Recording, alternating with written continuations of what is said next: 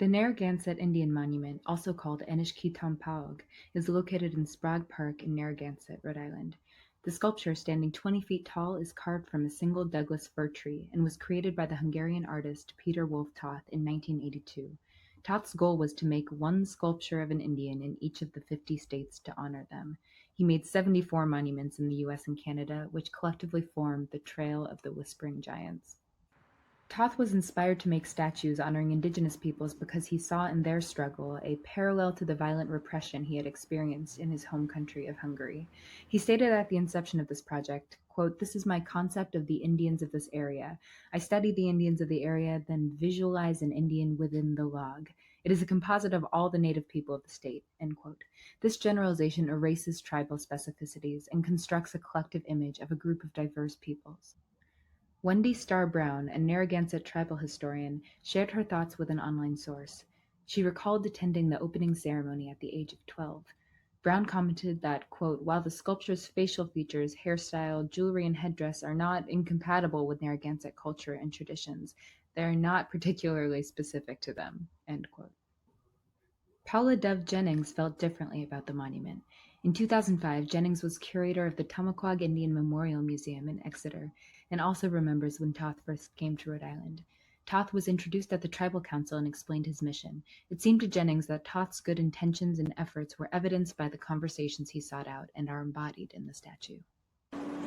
However, it must be noted that the podium that the statue rests on was constructed by Narragansett people. Craig Little Fox Champlin was one of the artisans who worked with the stone at the podium. This seems like the only collaboration Toth has sought with local community members that he's claiming to represent, and the names of the individuals are not included at the plaque at the base of the statue. The title of Toth's series, Trail of Whispering Giants, aids in the mystification of Native Americans. The use of the word whispering suppresses the voice of Indigenous peoples, while the word giants mythologizes Indigenous peoples, resulting in an antiquated and exoticized image. By exclusively using the figure of an old man, the statues replicate a notion of ancient and venerable wisdom. This type of misrepresentation of Native Americans through the use of Western-constructed tropes originated in the 18th century with American painters such as George Catlin. This bias, known as the noble savage, is defined by the depiction of a male elder dressed in regalia, a headdress, and war paint. This image not only creates a false concept of what visually defines authentic indigeneity, but it also largely contributes to the homogenization of Native North Americans as one tribe. The Narragansett Indian Monument visually embodies these aspects of homogenization and misrepresentation. Toth's replication of the noble savage trope exemplifies the pervasiveness of a problematic narrative which erases and degrades Native Americans' contribution and place in both the historical past and the current present.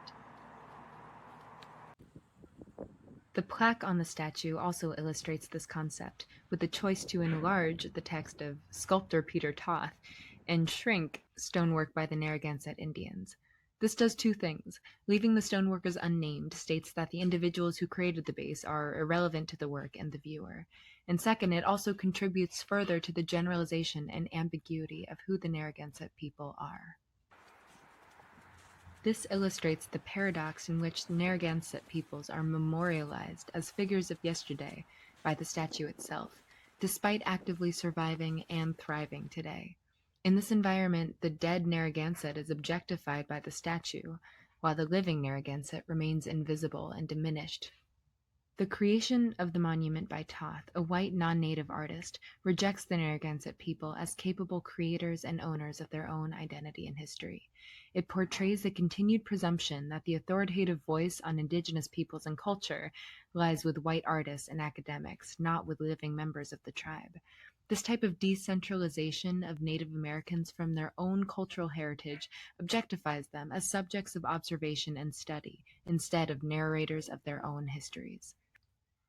This creates a misconception that Narragansett people today are only authentically Indigenous if they personify the specific visual components exemplified in the statue, such as the headdress or the war paint.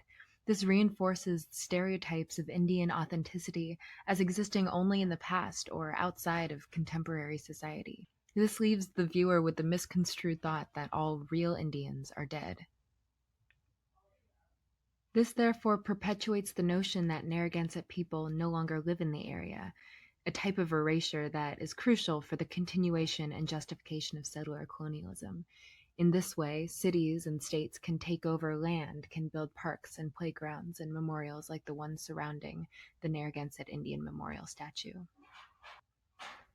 In this way, Indigenous rights are environmental rights. It is only due to this pervasive historical erasure and misrepresentation that government is permitted to neglect the problematic environmental and health issues that Indigenous communities, including the Narragansett, continue to face. Situated on the corner of a busy intersection, the wooden statue, now worn and weathered, becomes an intriguing oddity which fades into the background of people's commute. The continual act of people passing by the Indian head creates a tone of irrelevancy, not just of the head itself, but the people it represents. The Narragansett Indian Monument is a physical manifestation of the long-enduring subliminal message of settler colonialism. However, successful or not, it is clear that artist Peter Toth did have his heart in the right place.